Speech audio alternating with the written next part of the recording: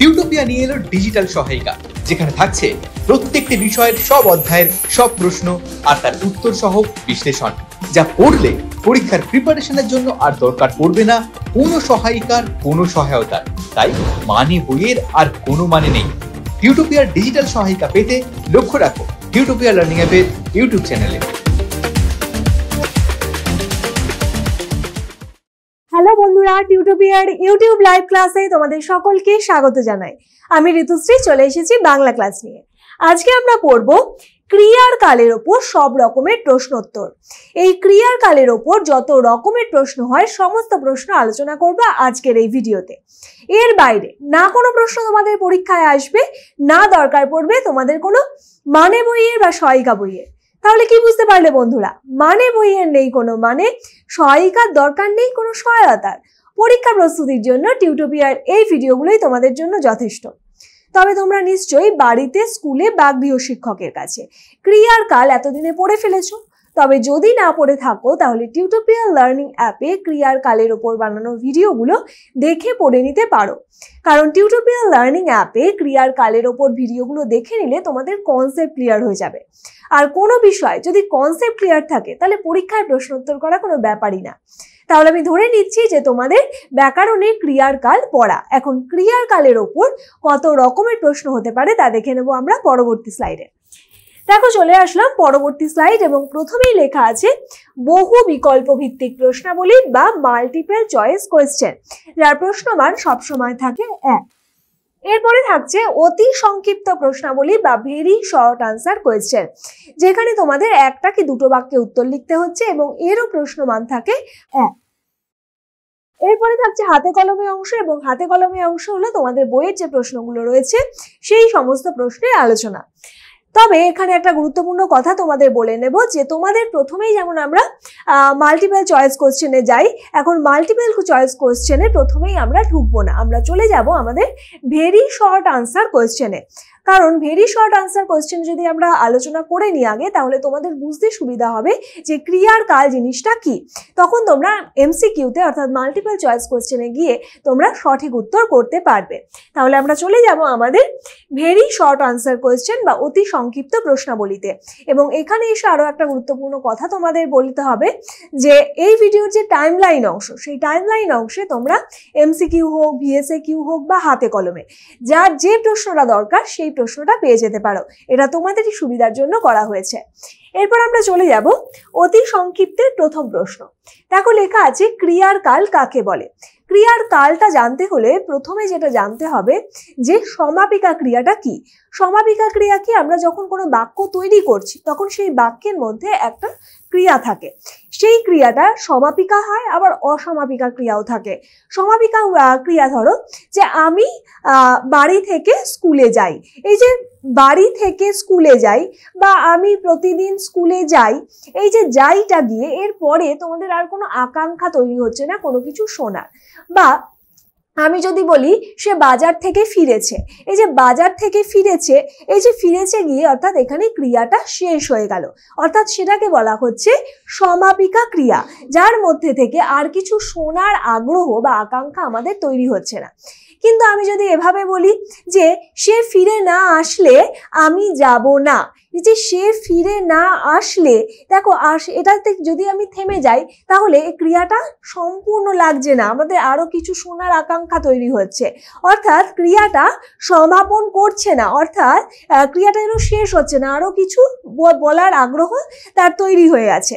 এটাকে বলা হচ্ছে অসমাপিকা ক্রিয়া। কিন্তু একটা বাক্য শেষ হয় গিয়ে সমাপিকা ক্রিয়ায়, অর্থাৎ তুমি না আসলে এটা হলো অসমাপিকা ক্রিয়া, আমি যাব না, এই যে যাব না এইটা গিয়ে আমার বাক্যটা শেষ হচ্ছে এবং এখানে গিয়ে লাস্টে গিয়ে আমরা সমাপিকা ক্রিয়াটা পাচ্ছি। তাহলে যে কোনো বাক্যে যখন সমাপিকা ক্রিয়ার অবস্থান থাকে, অর্থাৎ বাক্যটা যখন শেষ হচ্ছে তা একটা ক্রিয়ার হাত ধরে শেষ হচ্ছে, তাহলে আমরা বলতে পারি এখানে যে কেবল সমাপিকা ক্রিয়ার ক্ষেত্রেই আমরা তার ক্রিয়ার কালটিকে নির্দিষ্ট করতে পারি। ধরো আমি যদি বলি আমি খেয়েছিলাম, এই যে খেয়েছিলাম বা আমি প্রতিদিন খাই, এটা দেখো লাম আমি খাই, আমি খাচ্ছি, এই যে প্রত্যেকটা এই যে সমাপিকা ক্রিয়াগুলোর এক একটা রূপ পাচ্ছি আমরা। তাহলে এই যে রূপগুলো থেকেই আমরা ক্রিয়ার কালটিকে নির্দিষ্ট করতে পারি। তাহলে সমাপিকা, কেবলমাত্র সমাপিকা ক্রিয়ার মানে রূপ দেখে আমরা ক্রিয়ার কালটিকে নির্দিষ্ট করতে পারি। তাই ক্রিয়ার কাল হলো সমাপিকা ক্রিয়ার একটি অন্যতম উপাদান। এরপরে চলে যাব আমরা 2 নম্বর প্রশ্ন, ক্রিয়ার কালকে কত ভাগে ভাগ করা যায়? ক্রিয়ার কালকে কত ভাগে ভাগ করা যায়? অতীতকাল, বর্তমান কাল আর ভবিষ্যৎ কাল। তাহলে আমরা এভাবে লিখতে পারি বর্তমান, অতীত, ভবিষ্যৎ। এরপরে 3 নম্বর প্রশ্নে আসলাম, বর্তমান কালের ভাগগুলি লেখো। এবারে বর্তমান কালেরও ভাগ আছে এবং প্রত্যেকটা কালেরই চার ধরনের ভাগ রয়েছে, 4 রকম ভাবে আমরা ভাগ করতে পারি। তাহলে বর্তমান কালের ভাগগুলি কি কি? বর্তমান কালের ভাগগুলো হলো একটা সাধারণ বর্তমান, ঘটমান বর্তমান, আমি একটা করে লিখে দিচ্ছি তোমাদের সুবিধা হবে। সাধারণ বর্তমান, ঘটমান বর্তমান, পুরাঘটিত বর্তমান,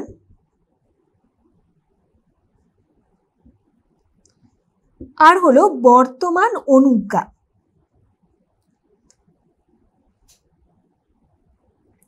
আমরা এই প্রত্যেকটাই আলোচনা করব, আমরা পরের প্রশ্নে গিয়ে প্রত্যেকটা আলোচনা করব। চলে যাব পরের প্রশ্ন 4 নম্বর। 4-এ দেখো লেখা আছে সাধারণ, সামান্য বা নিত্য বর্তমান কি? তাহলে এই যে সাধারণ বর্তমানের অনেকগুলো নাম হতে পারে, নিত্য বর্তমান হতে পারে বা সামান্য বর্তমান হতে পারে। তাহলে এইগুলো তোমাদের শর্ট কোশ্চেন হতেই পারে। যদি বলা হয় সাধারণ বর্তমানের আর একটি নাম উল্লেখ করো, অপর নাম কি? তাহলে তোমাদের বলতে হবে নিত্য বর্তমান বা সামান্য বর্তমান। এগুলো অবশ্যই জেনে রাখবে। আমাদের এখানে জিজ্ঞাসা করা হয়েছে যে কি না, যে ক্রিয়ার কাজ সাধারণত ঘটে থাকে বা চিরকাল ধরে ঘটে তাকে সাধারণ, সামান্য বা নিত্য বর্তমান বলা হয়ে থাকে। যেমন আমি যদি বলি সূর্য পূর্ব দিকে ওঠে, সূর্য পশ্চিম দিকে অস্ত যায়, এই যে দুটো বললাম। বা আমি স্কুলে যাই, আমি অফিসে যাই, আমি প্রতিদিন খেলি। তাহলে এই যে এগুলোকে বলা হয়ে থাকে এগুলো কি সাধারণ বর্তমান, যেটা চিরকাল ধরে ঘটে বা সাধারণভাবে ঘটে থাকে সেটাকে বলা হচ্ছে নিত্য বর্তমান বা সাধারণ বর্তমান। চলে যাব 5 নম্বর প্রশ্ন, ঘটমান বর্তমান কি? ঘটমান বর্তমান হলো যেটা এখন চলছে, যে কাজটা আমি এখনো করে চলেছি, অর্থাৎ যে ক্রিয়াটা এখনো অনুষ্ঠিত হয়ে চলেছে, যেটার কাজ এখনো শেষ হয়নি, তাকে বলা হচ্ছে ঘটমান বর্তমান।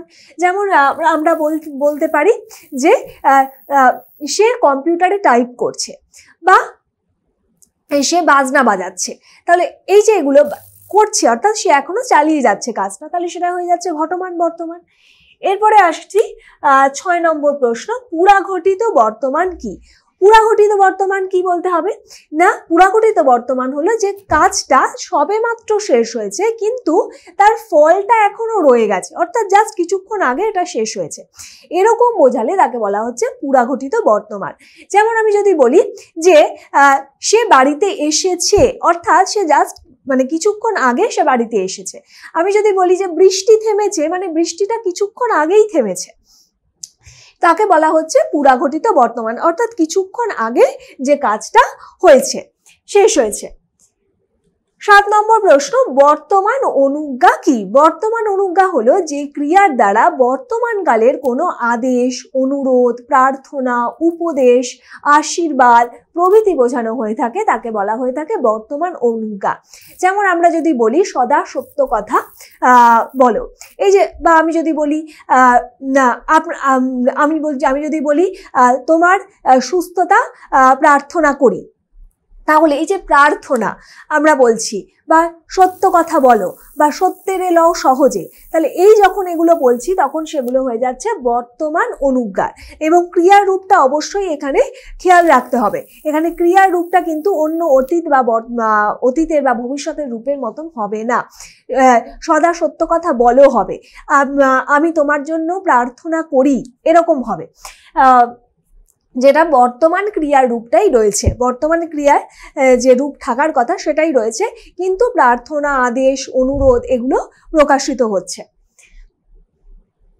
8 নম্বর প্রশ্ন, অতীতকালের ভাগগুলি লেখো। তাহলে অতীতকালকেও আমরা এই একইভাবে 4 ভাগে ভাগ করতে পারি। আমরা লিখে নেব অবশ্যই। একটা হলো নিত্য অতীত,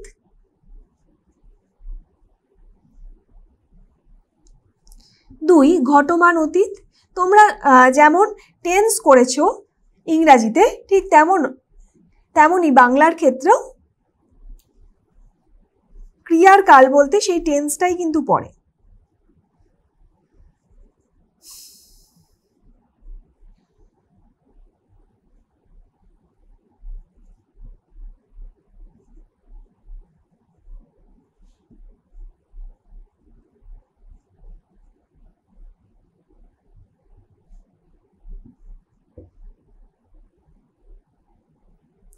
আচ্ছা, নিত্য অতীত হলো, ঘটমান অতীত হলো, আর পুরাঘটিত অতীত আর একটা যেটা হয় সেটা হলো নিত্যবৃত্ত অতীত।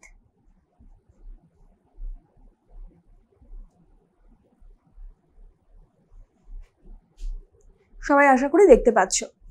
এরপরে আমরা প্রত্যেকটা ভাগের আলোচনা করব। দেখো 9 নম্বরে আসলাম, সাধারণ, সামান্য বা নিত্য অতীত কি। কোনো কাজ যখন কিছু পূর্বে শেষ হয়েছে তখন সেই ক্রিয়ার কালকে বলা হয়ে থাকে সামান্য অতীত, নিত্য অতীত বা সাধারণ অতীত। যেমন আমরা কিছুক্ষণ আগে মানে কিছুক্ষণ পূর্বে কিছুক্ষণ আগে শেষ হয়েছে তখন সেটাকে বলা হচ্ছে নিত্য অতীত। যেমন আমরা যদি বলি যে বাবা বাজার থেকে ফিরলেন, তখন এই যে ফিরলেন, দেখো আমরা বর্তমানের রূপের সঙ্গে কিন্তু অতীতের রূপের ফারাক হচ্ছে। বাজার থেকে ফিরলেন, একটু খেয়াল করে দেখবে তোমরা এটার সঙ্গে পুরাঘটিত বর্তমান এবং সামান্য বা নিত্য অতীত মেলাবে না।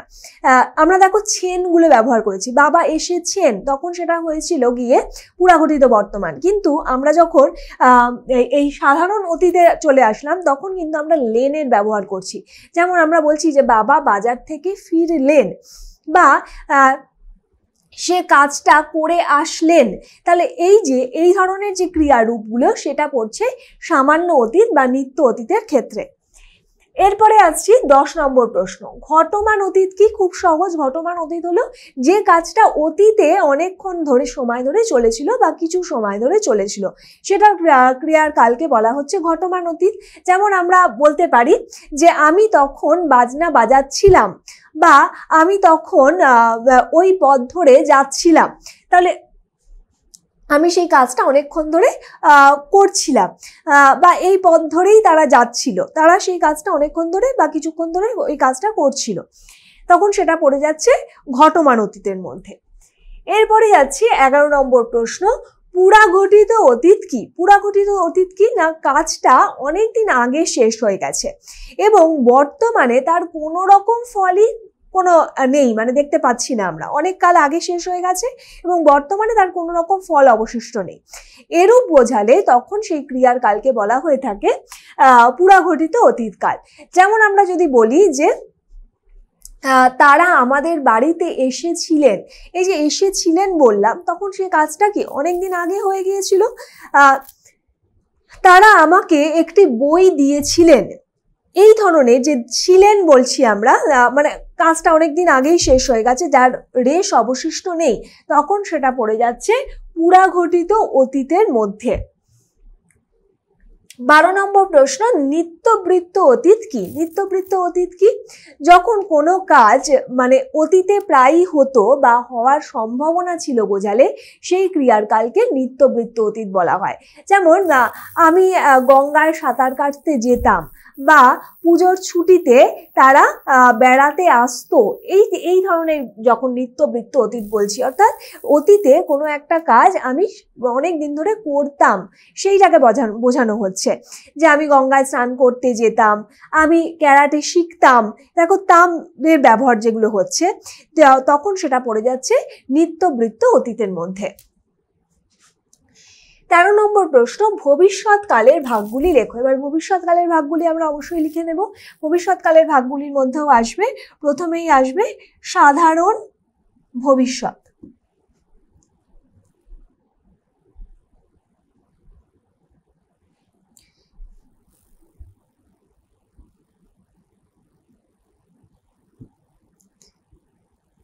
তারপরে কি হবে, সাধারণ ভবিষ্যতের পরে আমরা দিতে পারি হলো ঘটমান ভবিষ্যৎ। ঘটমান ভবিষ্যৎ, তারপরে যাবে পুরাঘটিত ভবিষ্যৎ।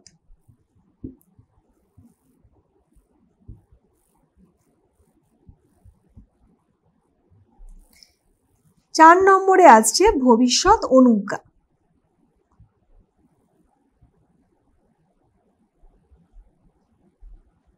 তাহলে সাধারণ ভবিষ্যৎ, ঘটমান ভবিষ্যৎ, পুরাঘটিত ভবিষ্যৎ আর ভবিষ্যৎ অনুজ্ঞা। চলে যাব 14 নম্বর প্রশ্ন, সাধারণ বা সামান্য ভবিষ্যৎ কি? সাধারণ বা সামান্য ভবিষ্যৎ হলো যেটা ঘটমান ভবিষ্যৎ,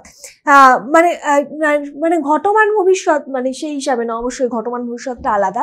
মানে সাধারণ ভবিষ্যৎ হলো কোনো কাজ সাধারণভাবে ভবিষ্যতে হবে এরকম ভাবে বোঝালে তখন তাকে বলা হচ্ছে সাধারণ ভবিষ্যৎ। যেমন তুমি যদি বলো যে আমি মানালি বেড়াতে যাব, এই যে বেড়াতে যাব বললে, বা আমি পুজোর ছুটির পর স্কুলে যাব, এইটা হয়ে যাচ্ছে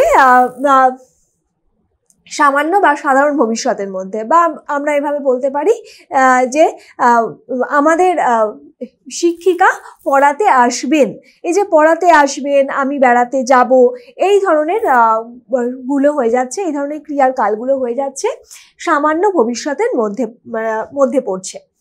এরপরে 15 হলো ঘটমান ভবিষ্যৎ। ঘটমান ভবিষ্যৎ নাম শুনেই তোমরা বুঝতে পারছো, দেখো নামের মধ্যে থেকে ক্রিয়ার কালের অবস্থানগুলো চিহ্নিত করা যাচ্ছে।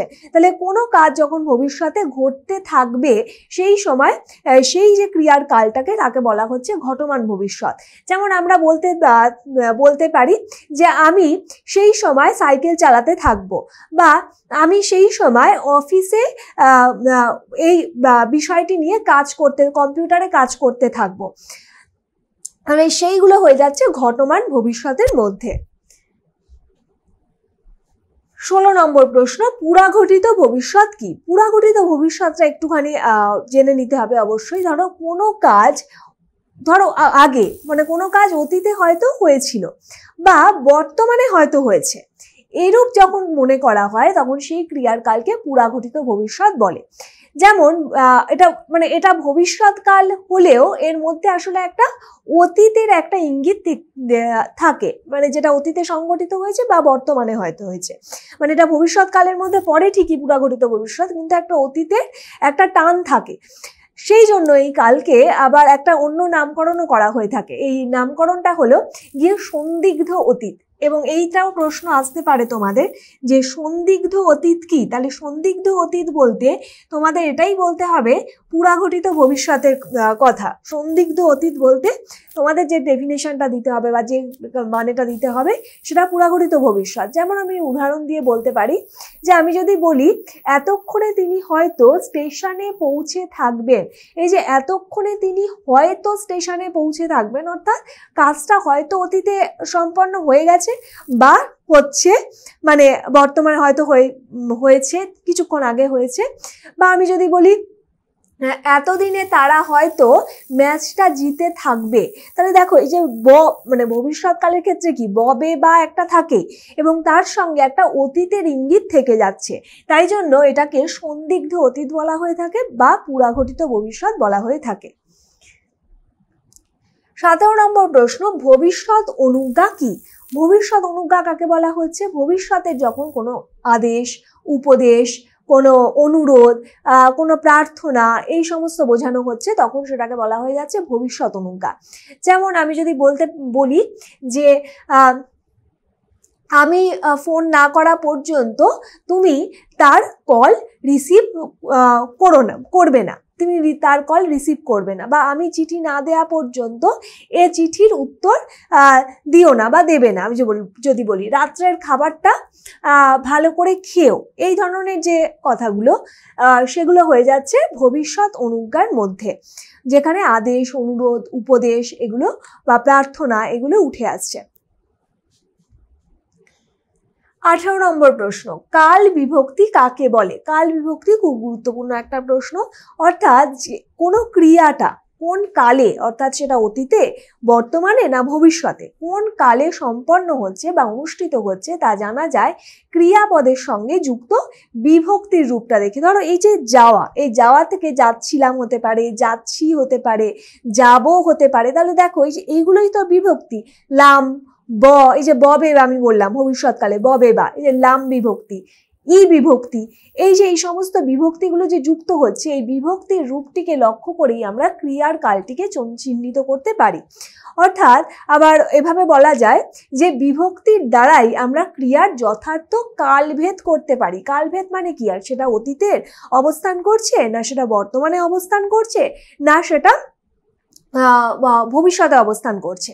তাহলে এই অতীত, বর্তমান এবং ভবিষ্যতের রূপটি আমরা কার মাধ্যমে চিনতে পারি? না ক্রিয়ার বিভক্তির মাধ্যমে সেটাকে চিনতে পারি। তাহলে কোনো ক্রিয়া কোন কালে অনুষ্ঠিত হয়েছে তা জানা যায় ক্রিয়াপদের সঙ্গে যুক্ত বিভক্তির রূপটিকে লক্ষ্য করে, এবং এটাকেই বলা হচ্ছে কাল বিভক্তি। এখানেই শেষ হচ্ছে আমাদের ভেরি শর্ট আনসার কোশ্চেনের সব রকমের প্রশ্ন। এরপর আমরা চলে যাব এমসিকিউতে। অর্থাৎ এমসিকিউ বলতে আমরা 1 নম্বরে যেটা তোমাদের 3টে কি 4টে অপশন পাচ্ছ এবং সেখান থেকে তোমরা রাইট অপশনটা চুজ করছো। আমরা এমসিকিউ এর যখন প্রশ্নগুলো আলোচনা করব তখন তোমরা স্কোর কাউন্ট করবে আমার সাথে সাথে, যে তোমরা এমসিকিউতে কে কত স্কোর করছো।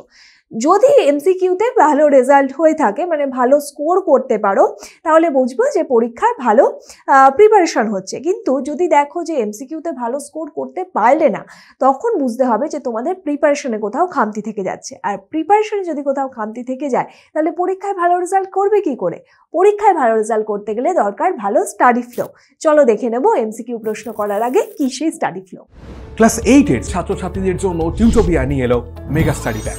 পরীক্ষায় দুর্দান্ত রেজাল্ট করতে গেলে যা হতে পারে তোমার নিশ্চিত সাফল্যের সহায়ক।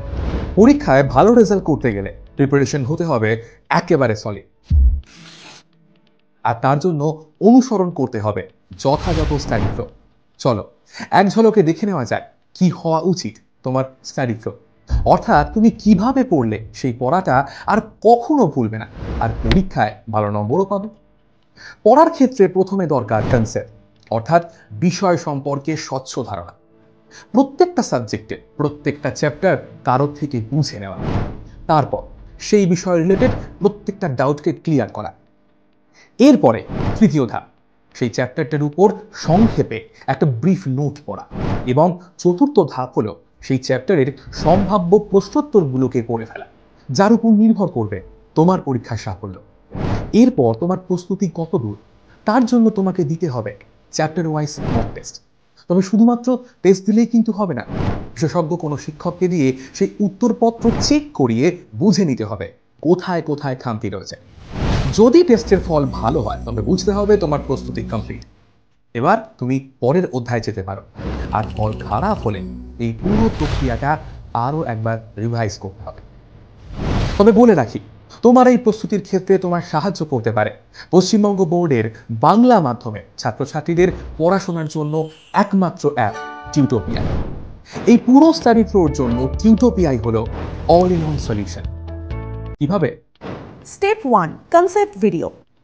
টিউটোপিয়া অ্যাপে প্রত্যেক অধ্যায়ের বিষয়গুলো ছোট ছোট টপিকে ভেঙে নিয়ে গ্রাফিক্স অ্যানিমেশনের সাহায্যে এমনভাবে বোঝানো হয়েছে যা তোমাদের পড়তেও ভালো লাগবে আর মনেও থাকবে। Step 2, live class and doubt clearing. Tutopia live ক্লাসে সেই বিষয়গুলোই বোঝানো হয় বিশদে। পাশাপাশি প্রত্যেকটা ক্লাসে থাকে ডাউট ক্লিয়ারিং সেশন, যেখানে সরাসরি তোমাদের সমস্ত ডাউট বা সংশয়ের নিরসন হতে পারে। Step 3, brief notes. নোটসের জন্য টিউটোপিয়ায় তোমরা পাবে স্মার্ট নোটস, যেখানে সংক্ষেপে টু দি পয়েন্টে অধ্যায়ের ব্রিফ নোট তো করাই রয়েছে। Step 4, question and answer. আমাদের অ্যাপের নোটসে প্রশ্নোত্তরের আলোচনা তো থাকছে, সেই সঙ্গে একটা অধ্যায় সব রকমের প্রশ্নোত্তরের জন্য এখন তোমাদের কাছে থাকছে ইউটিউবের এই ক্লাসগুলো, অর্থাৎ টিউটোপিয়া ডিজিটাল সহায়িকা। Step 5, mock test. টেস্ট দেওয়ার জন্য টিউটোপিয়া থাকছে প্রত্যেকটা বিষয়ের অধ্যায় ভিত্তিক mock test. Step 6, answer sheet checking and model answer. উত্তরপত্রের ছবি তুলে আমাদের কাছে পাঠিয়ে দিলে বিশেষজ্ঞ শিক্ষক খাতা দেখে তোমায় জানিয়ে দেবেন তোমার পরীক্ষার মার্কস এবং তাদের পরামর্শ। সেই সঙ্গে তোমরা পেয়ে যাবে মডেল উত্তরপত্র, যা দেখে তোমরা বুঝতে পারবে কিভাবে লিখতে হয় কোনো একটা প্রশ্নের আদর্শ উত্তর। তাহলে হলো কিনা তোমার পারফেক্ট স্টাডি ফ্লো এর অল ইন ওয়ান সলিউশন। আর এই সব কিছু নিয়েই অষ্টম শ্রেণীর ছাত্রছাত্রীদের জন্য টিউটোপিয়ার এই মেগা স্টাডি প্যাক। বিশদে জানতে ফোন করো এই নাম্বারে। চলে আসলাম আমরা এমসিকিউ এর প্রথম প্রশ্নে। প্রথম প্রশ্নে দেখো কি লেখা আছে, যে ক্রিয়া সাধারণত ঘটে থাকে তাকে বলে কি? যে ক্রিয়া সাধারণত ঘটে থাকে তো সব সময় হয়ে থাকে, যেমন আমরা বললাম যে আকাশে পাখি ওড়ে বা সূর্য পূর্ব দিকে ওঠে, সূর্য পশ্চিম দিকে অস্ত যায়, তাহলে এই যে এগুলো সাধারণত সব সময় ঘটে থাকে, তখন সেটাকে বলা হচ্ছে সেগুলোকে আমরা কি বলবো? ক নিত্য বর্তমান, খতে আছে নিত্য অতীত, গতে আছে ঘটমান বর্তমান, ঘতে আছে পুরা ঘটিত ভবিষ্যৎ। কোনটা হয়ে যাবে সঠিক উত্তর? অবশ্যই অপশন ক নিত্য বর্তমান। চলে আসলাম 2 নম্বর প্রশ্ন। ইবো বিভক্তিটি হলো, দেখো প্রথমেই বিভক্তি থেকেই তোমরা চিনতে পারবে যে এটা কার মধ্যে পড়বে। কতে আছে অতীতকালের, খতে আছে ভবিষ্যৎকালের, গতে আছে বর্তমানকালের, ঘতে আছে কোনোটি নয়। কোনটা হয়ে যাবে? ইবো বিভক্তিটি অবশ্যই হয়ে যাচ্ছে ভবিষ্যৎকালে। 3 নম্বর প্রশ্ন, লাম বিভক্তিটি হলো, লাম বিভক্তি কার মধ্যে পড়বে দেখে নেব।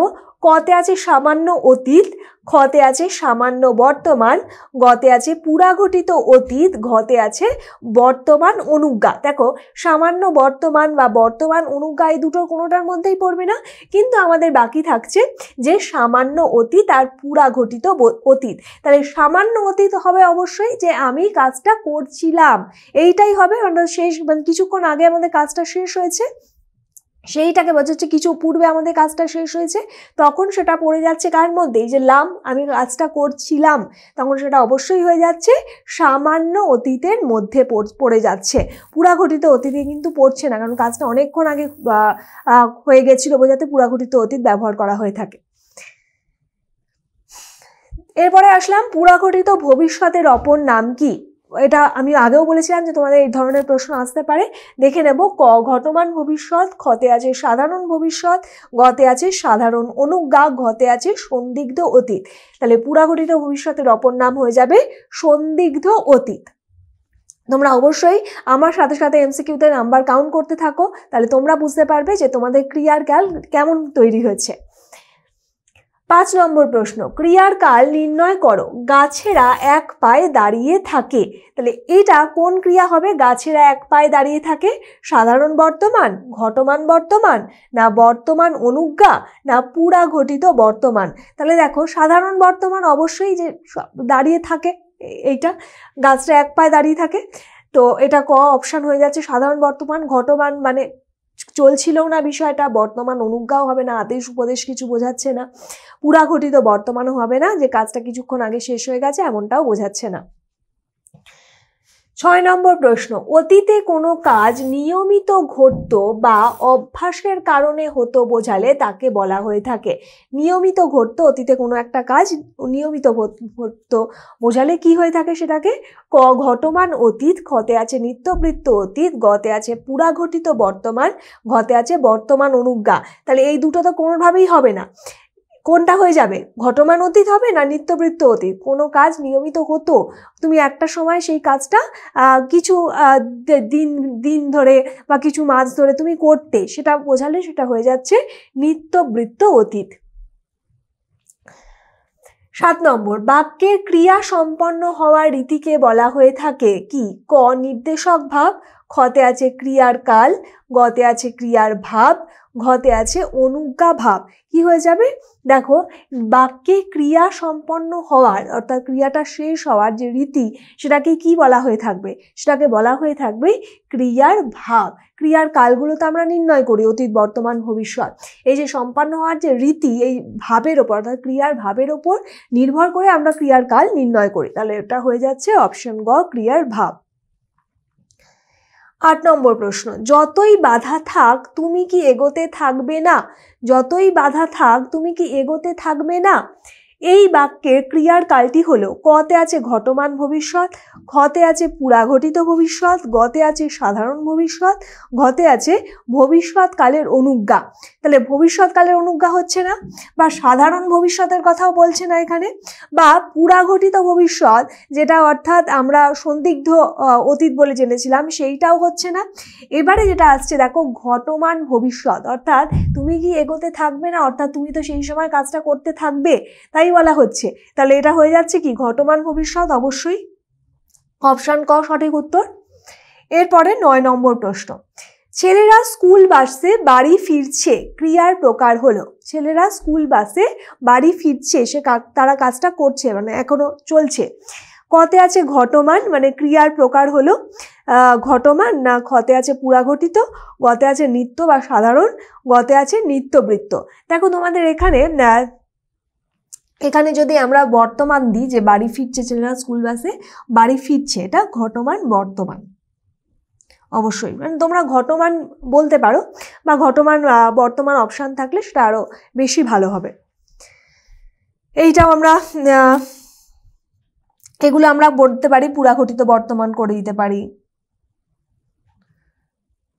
নিত্য বা সাধারণ বর্তমান করে দিলাম এটা, আর এটা নিত্যবৃত্ত অতীত করে দিলাম। তাহলে আমাদের সঠিক উত্তর হয়ে যাচ্ছে ঘটমান বর্তমান। 10 নম্বর প্রশ্ন, সে আমাদের বাড়ি এসেছে, এখানে ক্রিয়ার কাল হলো। দেখো সে আমাদের বাড়ি এসেছে কি হয়ে যাবে এটা, কতে আছে পুরাঘটিত বর্তমান, ঘতে আছে সাধারণ বর্তমান, গতে আছে সাধারণ অতীত, ঘতে আছে নিত্যবৃত্ত অতীত। নিত্যবৃত্ত অতীত হবে? নিত্যবৃত্ত অতীত হবে না।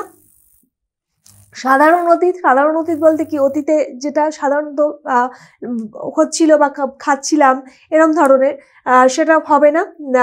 বা এবারে সাধারণ বর্তমান বলেছে, সাধারণ বর্তমানের রূপটি কি আছে? সাধারণ বর্তমানের রূপটিও নেই, এখানে যেটা রয়েছে সেটা হলো পুরাঘটিত বর্তমানের রূপ, সাধারণ বর্তমানের রূপও নেই, পুরাঘটিত বর্তমানের রূপ হয়েছে, অর্থাৎ কাজটা কিছুক্ষণ আগে শেষ হয়েছে কিন্তু সেই কাজটার রেশ এখনো রয়ে গেছে।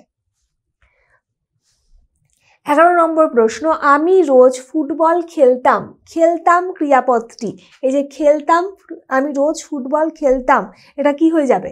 কতে ঘটমান অতীত, খতে আছে সাধারণ অতীত, গতে আছে নিত্যবৃত্ত অতীত, ঘতে আছে পুরাঘটিত অতীত। তাহলে এই যে কাজটা অনেক দিন ধরে করতো সেটা হয়ে যাচ্ছে নিত্যবৃত্ত অতীত, অর্থাৎ অপশন গ হয়ে যাচ্ছে আমাদের সঠিক উত্তর। চলে যাব 12 নম্বর প্রশ্ন। 12 নম্বর প্রশ্নে দেখো বাবা বই পড়ছেন, পড়ছেন ক্রিয়াপদটি, বাবা বই পড়ছেন ক্রিয়াপদটি কি হয়ে যাবে? কতে আছে সাধারণ বর্তমান, খতে আছে পুরাঘটিত বর্তমান, গতে আছে নিত্যবৃত্ত বর্তমান, আর ঘতে আছে ঘটমান বর্তমান। সঠিক উত্তর হয়ে যাচ্ছে ঘটমান বর্তমান, অর্থাৎ কাজটি তিনি করে চলেছেন, বাবা বই পড়ছেন, সুতরাং ক্রিয়াপদটি হয়ে যাচ্ছে ঘটমান বর্তমান, অপশন ঘ আমাদের সঠিক উত্তর। এরপর চলে যাব আমরা হাতে কলমে অংশে। এই হাতে কলমে অংশ কি, যে তোমাদের যে বইয়ের যে প্রশ্নগুলো রয়েছে সেই বইয়ের প্রশ্নের আলোচনা। দেখে নেব প্রথম প্রশ্ন কি আছে আমাদের হাতে কলমের। প্রথম প্রশ্ন দেখো লেখা আছে 1, নিচের প্রশ্নগুলির উত্তর দাও, ঠিক বিকল্পটি বেছে নিয়ে বাক্যটি আবার লেখো। ঠিক বিকল্প বলতে তোমাদের সঠিক উত্তরটা বেছে নিতে হবে এবং সঠিক উত্তরটা বেছে নিয়ে তোমাদের উত্তরটা লিখতে হবে।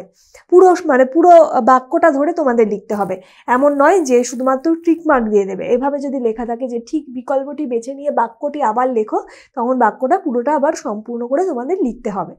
যেমন লেখা আছে প্রথমেই 1.1-এ, কালকে আমরা প্রধানত যে ক ভাগে ভাগ করতে পারি।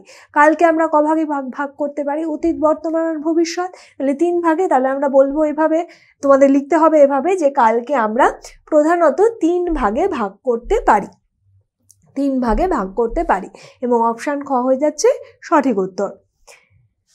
2 নম্বর প্রশ্ন মানে 1.2, যে ক্রিয়া এখন সংঘটিত হচ্ছে তাকে বলা হয়, যে ক্রিয়া এখন সংঘটিত হচ্ছে তাকে কি বলা হয়ে থাকে? নিত্য বর্তমান বলা হয়ে থাকে, খতে ঘটমান বর্তমান বলা হয়ে থাকে, গতে পুরাঘটিত বর্তমান বলা হয়ে থাকে, না ঘতে ঘটমান অতীত বলা হয়ে থাকে?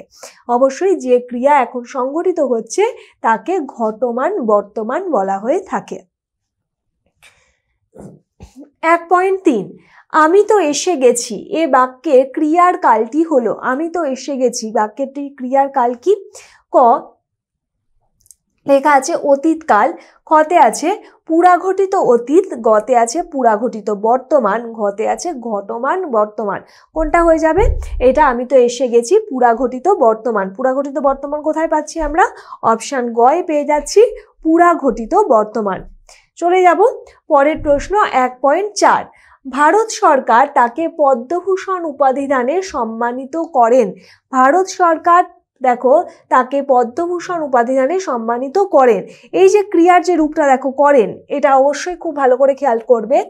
এই বাক্যে ক্রিয়ার কালটি হলো, এই বাক্যে ক্রিয়ার কালটি কি?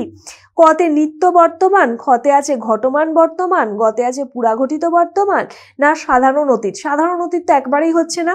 পুরাঘটিত বর্তমান কি হবে? যে কাজটা কিছুক্ষণ আগে শেষ হয়ে গেছে, না সেটাও হচ্ছে না।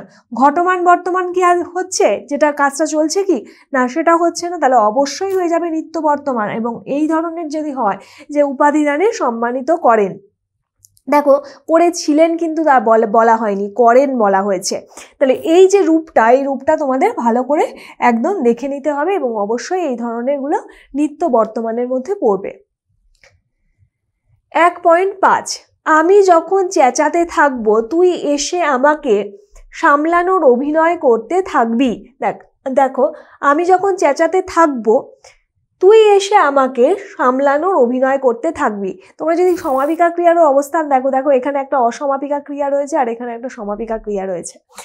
প্রথমটা হলো চেঁচাতে থাকবো, এইটা হলো অসমাপিকা ক্রিয়া, আর তারপরে শেষেরটা হলো সমাপিকা ক্রিয়া। এই বাক্যে সমাপিকা ক্রিয়ার দুটি কাল হলো। দেখো এই বাক্যে সমাপিকা ক্রিয়ার বলা হচ্ছে যে দুটি কাল। দুটি কাল কি? এই যে তুই এসে আমাকে সামলানোর অভিনয় করতে থাকবি, অ্যাকচুয়ালি আমি যখন আসলে তোমরা যদি দেখো আমি যখন চেঁচাতে থাকবো এটা সমাপিকা ক্রিয়ার মধ্যে পড়ছে না, অসমাপিকা ক্রিয়ার মধ্যে পড়ছে। এবং তুই এসে আমাকে সামলানোর অভিনয় করতে থাকবি এইখানে পড়ছে আসলে সমাপিকা ক্রিয়া। তাহলে একটা অসমাপিকা ক্রিয়া থাকছে আর একটা সমাপিকা ক্রিয়া থাকছে। এই দুটির কাল হলো, এই দুটির কাল আমরা নির্ণয় করব। দেখো লেখা আছে কতে সাধারণ বর্তমান ও সাধারণ ভবিষ্যৎ। এটা কি সাধারণ বর্তমান? অবশ্যই নয়। আর তারপরে দেখো লেখা আছে ঘটমান বর্তমান, এটা অবশ্যই ঘটমান বর্তমানের রূপ নয়। আর ঘটমান ভবিষ্যৎ, এই যে ঘটমান অভিনয় করতে থাকবি, এটা ঘটমান ভবিষ্যৎ।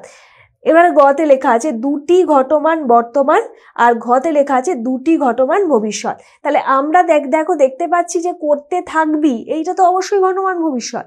তাহলে এইটাও ঘটমান ভবিষ্যৎ এবং আমি চেঁচাতে থাকবো এটাও ঘটমান ভবিষ্যৎ।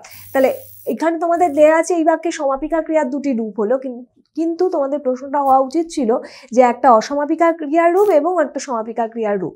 তাহলে অসমাপিকা ক্রিয়ার রূপটা হলো কি ঘটমান ভবিষ্যৎ এবং সমাপিকা ক্রিয়ার রূপটা কি, সেটা হলো গিয়ে ঘটমান ভবিষ্যৎ। 1.6 কাল ও পুরুষ অনুসারে যে ধ্বনি বা ধ্বনিগুচ্ছ ধাতুর সঙ্গে যুক্ত হয়ে ক্রিয়াপদ গঠন করে সেই ধ্বনি বা ধ্বনিগুচ্ছকে বলে। এখানে অনেকগুলো কথা রয়েছে, অনেকগুলো শব্দ রয়েছে যেগুলো হয়তো তোমাদের মাথা থেকে বেরিয়ে যেতে পারে। কাল কি? কাল হলো কি আমাদের অতীত, বর্তমান, ভবিষ্যৎ কাল। তারপরে কি পুরুষ অনুসারে, আমরা জানি উত্তম, মধ্যম এবং প্রথম পুরুষ। উত্তম পুরুষ কি আমি, আমরা। মধ্যম পুরুষ হলো তুমি, তোমরা। আর প্রথম পুরুষ কি সে, তারা। আমি যদি কোনো নাম দিই যদু, মধু, তাহলে সেটা পড়ে যাচ্ছে এর মধ্যে উত্তম পুরুষের মধ্যেও পড়ছে না, মধ্যম পুরুষের মধ্যে পড়ছে না, প্রথম পুরুষের মধ্যে গিয়ে পড়ছে। তাহলে যে ধ্বনি বা ধ্বনিগুচ্ছ ধাতুর সঙ্গে, এবারে বলা হচ্ছে কি ধ্বনি বা ধ্বনিগুচ্ছ। ধ্বনি গুলো আমরা বলছি যেগুলো আমরা মুখে উচ্চারণ করছি, ধরো অ, আ, ক, খ, এগুলো যে বর্ণ, এগুলো যখন লিখছি সেগুলো বর্ণ, আর যেগুলো মুখে যখন উচ্চারণ করছি তখন সেগুলো হয়ে যাচ্ছে ধ্বনি। তাহলে এই যে ধ্বনি বা ধ্বনিগুচ্ছ, এবং ধ্বনিগুচ্ছ দিয়ে কি হয়ে থাকে? ধ্বনিগুচ্ছ দিয়ে আমরা শব্দ তৈরি করতে পারি, বিভিন্ন আওয়াজ তৈরি হতে পারে। তাহলে এই ধ্বনিগুচ্ছ ধাতুর সঙ্গে, ধাতু বলতে কি ক্রিয়া, ধাতু বলতে অর্থাৎ ক্রিয়ার যে রূপটাকে ভাঙা যায় না সেই রূপটা হলো গিয়ে ধাতু। তাহলে সেই ধ্বনি বা ধ্বনিগুচ্ছ ধাতুর সঙ্গে যুক্ত হয়ে কি তৈরি করে না ক্রিয়াপদ গঠন করে। সেই ধ্বনি বা ধ্বনি গুচ্ছকে বলা হয়ে থাকে, সেই যে ধ্বনি বা ধ্বনি গুচ্ছ অর্থাৎ যেগুলো ধাতু অর্থাৎ ক্রিয়াপদের সঙ্গে অর্থাৎ ক্রিয়ার যে মূল রূপটা, ধরো এই যে বল যে ক্রিয়ার একটা মূল ধাতু রূপ যেটাকে ভাঙা যায় না, এইটার মধ্যে আমরা বলছি হতে পারি, বলছিলাম হতে পারি, বলছে হতে পারে। তাহলে এই যে বিভক্তিগুলো যে যুক্ত করছি সেগুলো কি ধ্বনি বা ধ্বনিগুচ্ছ, যেগুলো আমরা ধাতুর সঙ্গে অর্থাৎ ক্রিয়ার যে মূল রূপটার সঙ্গে সেটার সঙ্গে যোগ করছি, অর্থাৎ লাম ছি এইগুলো যোগ করা হচ্ছে। তাহলে সেগুলো হয়ে যাচ্ছে ধ্বনি বা ধ্বনিগুচ্ছকে বলা হচ্ছে কি, সেই ধ্বনি বা ধ্বনিগুচ্ছকে বলা হচ্ছে ক্রিয়া বিভক্তি। এবং প্রথমেই রয়ে গেছে দেখো অপশন কই দেয়া রয়েছে ক্রিয়া বিভক্তি। পরেরটা দেখো ক্রিয়ার কাল, গতে আছে ক্রিয়ার ভাব, ঘতে আছে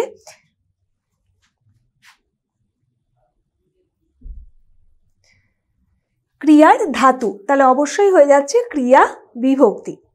এটাকেই বলা হচ্ছে বিভক্তি, অর্থাৎ ক্রিয়ার যে মূল রূপ অর্থাৎ ধাতু তার সঙ্গে ধ্বনি গুলো যুক্ত হয়ে ধ্বনি বা ধ্বনিগুচ্ছ যুক্ত হয়ে সেটা তৈরি করছে যে ক্রিয়াপদ, সেটাকে বলা হচ্ছে ক্রিয়া বিভক্তি।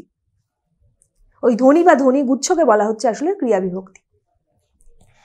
1.7 আমি যদি ক্যাপ্টেন হই তাহলে 4 জন স্ট্রাইকার নিয়ে খেলবো। আমি যদি ক্যাপ্টেন হই তাহলে 4 জন স্ট্রাইকার নিয়ে খেলবো। এটি ক্রিয়ার কোন ভাবের উদাহরণ? দেখে নেব ক্রিয়ার কোন ভাবের কথা বলা হচ্ছে। কতে আছে নির্দেশক, খতে আছে বর্তমান অনুজ্ঞা, গতে আছে ভবিষ্যৎ অনুজ্ঞা, ঘতে আছে আপেক্ষিক ভাব। দেখো বর্তমান অনুজ্ঞা তো এখানে পড়ছে না, আদেশ উপদেশ কোনো প্রার্থনা এগুলো কিছুই পড়ছে না। তাহলে আমাদের নির্দেশক অর্থাৎ কিছু নির্দেশ করে বলছে কি, নির্দেশক হ্যাঁও হতে পারে নাও হতে পারে, অর্থাৎ আমি খাবো না, আমি যাব না, এগুলো নির্দেশক ভাব। কিন্তু এটা আপেক্ষিক ভাব। কেন আপেক্ষিক ভাব? আমি যদি রয়েছে, তো আমি যদি ক্যাপ্টেন হই তাহলে 4 জন স্ট্রাইকার নিয়ে খেলবো। এই যে যদিটার জন্যেই রয়ে যাচ্ছে এটা আপেক্ষিক ভাবের উদাহরণ। 1.8 আগামী 3 দিনের মধ্যে কাজটি দাও। আগামী 3 দিনের মধ্যে কাজটি দাও, এটি ক্রিয়ার কোন ভাবের উদাহরণ? কি হয়ে যাবে দেখে নেব। কতে আছে নির্দেশক, খতে আছে বর্তমান অনুজ্ঞা, গতে আছে ভবিষ্যৎ অনুজ্ঞা, ঘতে আছে আপেক্ষিক ভাব। তাহলে দেখো আপেক্ষিক ভাব হচ্ছে না, নির্দেশক কি হচ্ছে আগামী 3 দিনের মধ্যে কাজটি দাও।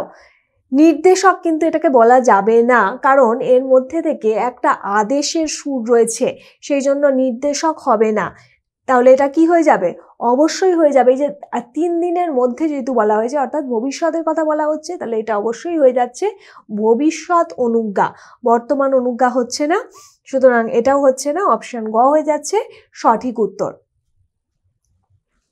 1.9 সত্য সেলুকাস কি বিচিত্র এই দেশ, এই বাক্যটি সম্পর্কে নিচের কোন বক্তব্যটি ঠিক? বলা হয়েছে যে এটি বর্তমান কাল ও বর্তমান অনুজ্ঞার উদাহরণ। কোনটা হয়ে যাবে বলো? এটি বর্তমান কাল ও নির্দেশক ভাবের উদাহরণ। গতে আছে এটি অতীত কাল ও অতীত অনুজ্ঞার উদাহরণ। তারপরে লেখা আছে এটি অতীত কাল ও নির্দেশক ভাবের উদাহরণ। তাহলে সত্য সেলুকাস এটা কি হয়ে যাচ্ছে? বর্তমান কাল।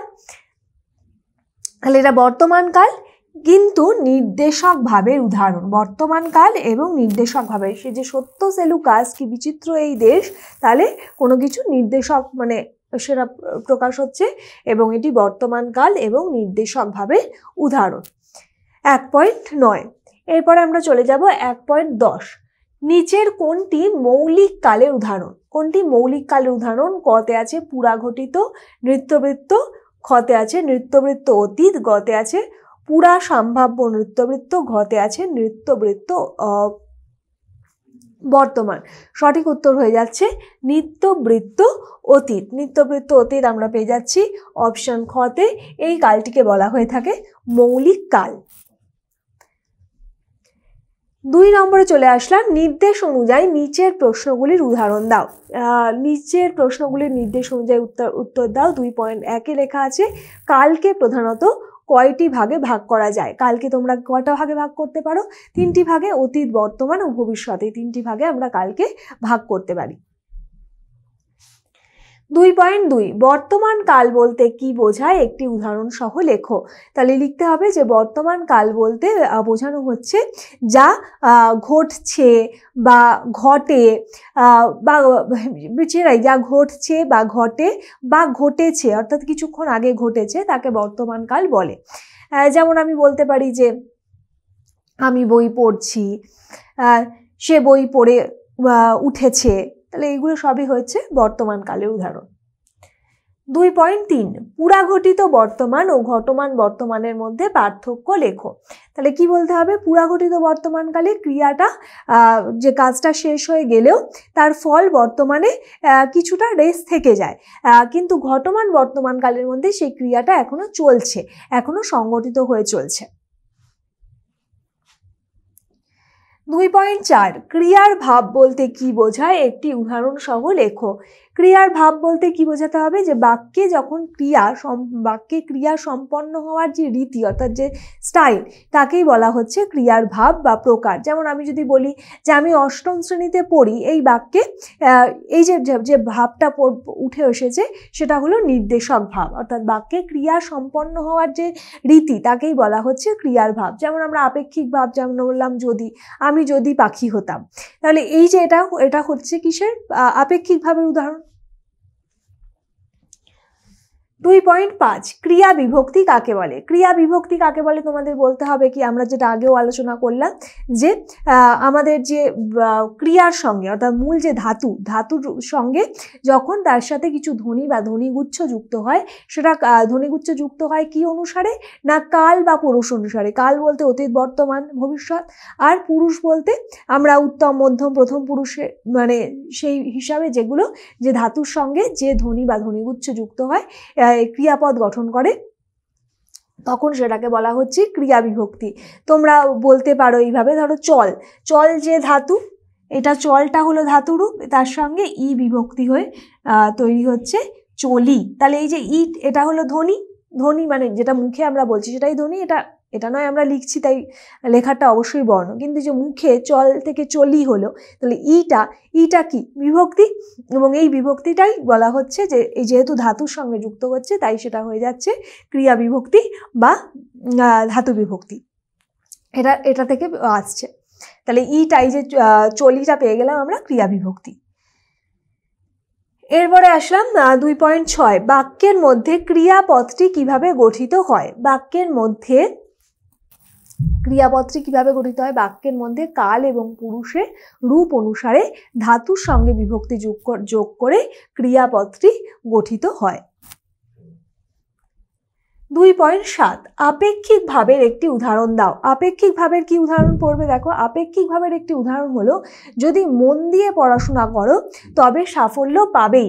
এই যে দেখো আপেক্ষিক ভাব, আমি বললাম যে যদি আমি পাখি হতাম, তাহলে এই যে যদি করতে পারতাম, আমি তখন ওখানে যেতাম, আমি যদি এটা করতাম তাহলে আমি পরীক্ষায় ভালো রেজাল্ট করতাম। তাহলে এই যে যদির কথা যখন চলে আসছে তখন সেটা হয়ে যাচ্ছে আপেক্ষিক ভাবের উদাহরণ।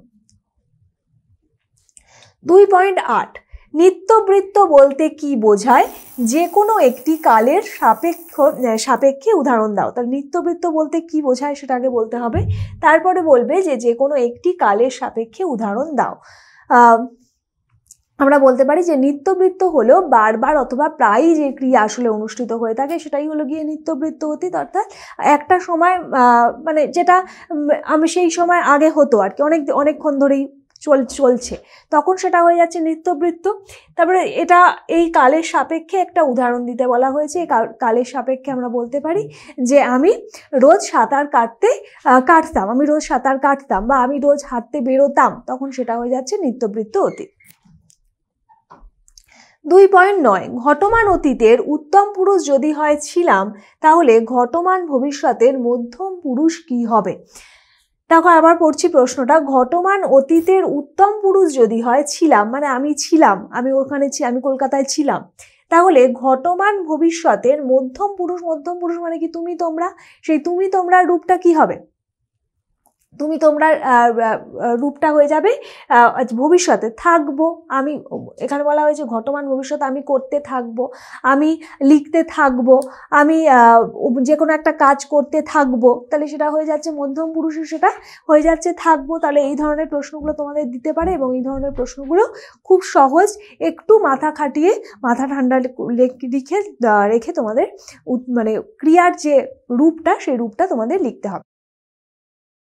2.10 দেখো, অতীত অর্থে বর্তমান কালের ক্রিয়ার একটি উদাহরণ দাও। তাহলে অতীত অর্থে বর্তমান কালের ক্রিয়ার রূপটা বর্তমান কালে থাকবে। তাহলে আমরা বলতে পারি আমি যখন ষষ্ঠ শ্রেণীতে পড়তাম তখন মানে পড়তাম হবে না, আমি যখন ষষ্ঠ শ্রেণীতে পড়ি তখন কলকাতায় থাকি।